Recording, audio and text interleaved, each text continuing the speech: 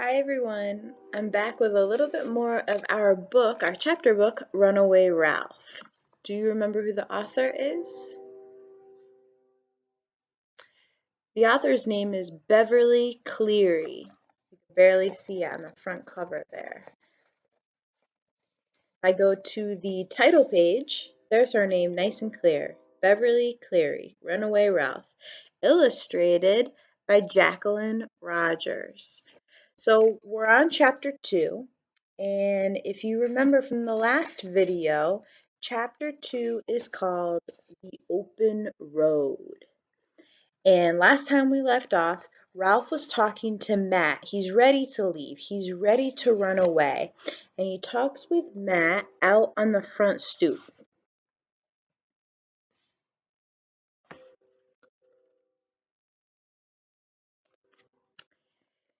And when I finished reading the last time, Ralph asked Matt for some help to get down the stairs. And Ralph said no. And Ralph was bewildered. But how am I going to get my motorcycle down the steps without breaking it? And I asked you about the word bewildered. Ralph was bewildered. Why wasn't Matt going to help me? And I asked you to think about the word bewildered. And when I look up the word bewildered on my computer, it says, the definition says, perplexed and confused, very puzzled. For example, he saw the bewildered look on my face. Similar words, baffled, mystified, bemused, perplexed, puzzled, confused. So if you thought that bewildered meant confused, you were right. Ralph is very confused. Why won't Matt help him? How am I supposed to get this motorcycle down these cement steps? So let's read a little bit more of chapter 2.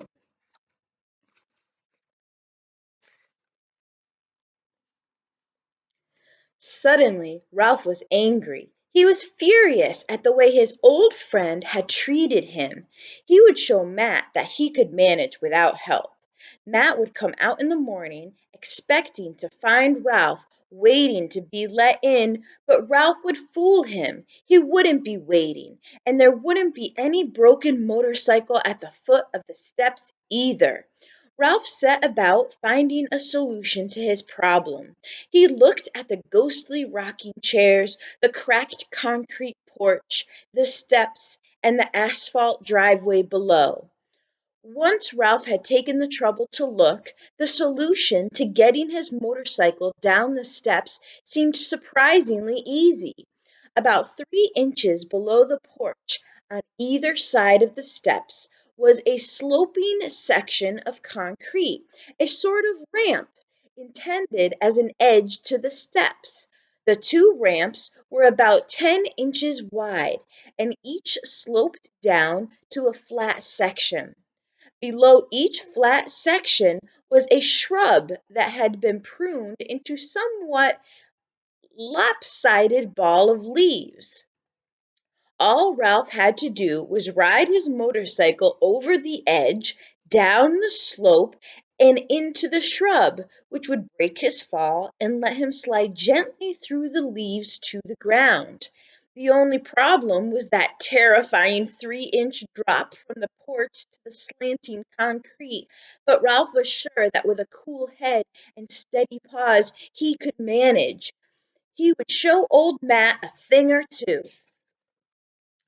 Ralph wheeled his motorcycle back from the edge of the porch, but in line with one of the concrete ramps. High speed would be best, he decided. Speed fast enough to carry him over the edge without wobbling, so that he would land on the ramp on both wheels. Ralph's heart was pounding as he mounted his motorcycle, but his head was cool and his paws steady on the handle grips. Ralph drew a deep breath.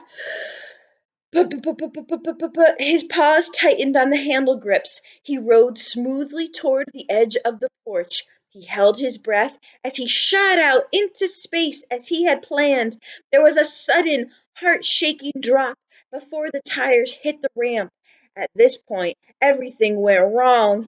Before Ralph realized what was happening, the motorcycle shot down the ramp, which was worn smooth by many children who had slid down it.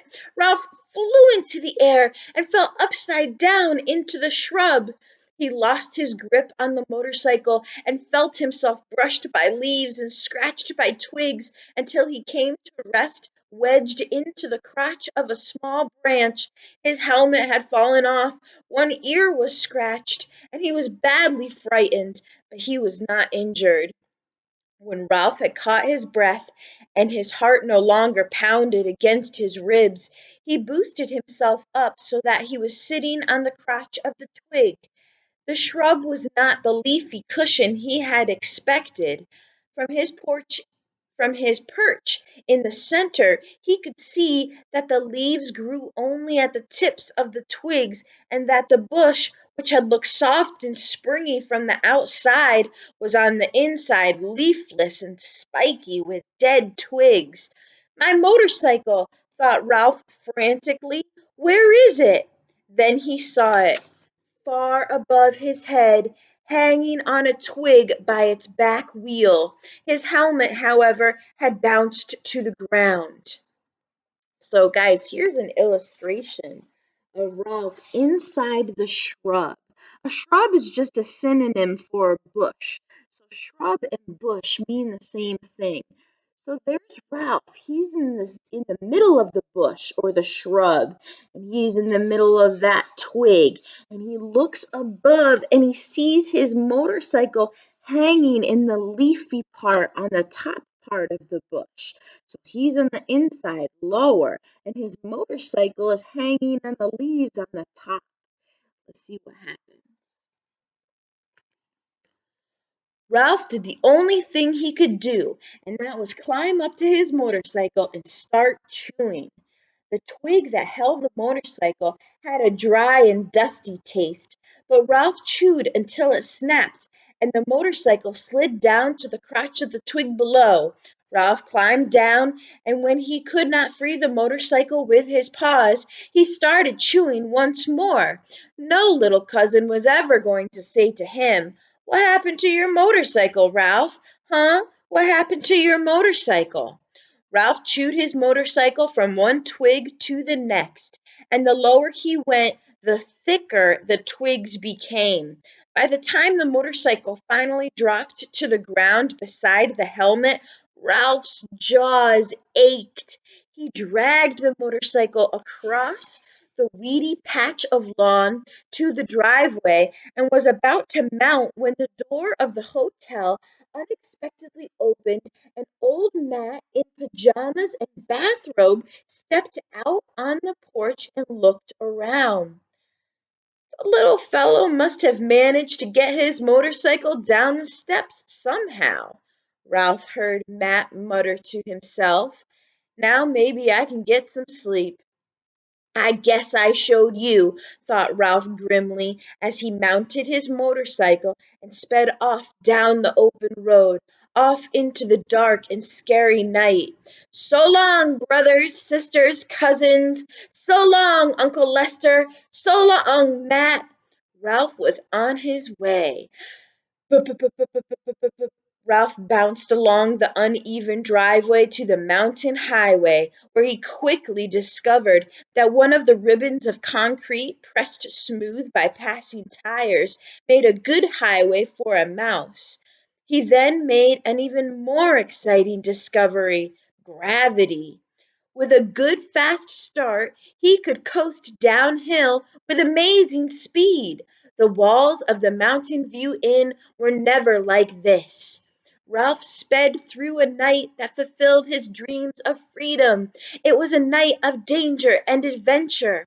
Once, when Ralph was frightened by the headlights of an approaching car, he swerved to the side of the road where he and his motorcycle were caught in the backdraft of the passing car and tumbled about like old gum wrappers and tossed into the weeds. Afterward, Ralph was alert when he heard a car approaching and got off the road and clung to a weed until the car roared past. He was exhilarated by this test of his skill. Toward dawn, toward dawn, logging trucks began Toward dawn, logging trucks began to rumble down the mountain, shaking the earth as they came. Ralph had never seen anything so terrifying as those great double-tired monsters with logs lashed to their truck beds barreling down the center of the highway. And he knew the time had come to hide for the day. He ate some dusty weed seeds, drank dew, slept under a leaf, and started off once more at nightfall toward the sound of the bugle. So we're still in chapter 2, but we're going to stop there. See y'all next time.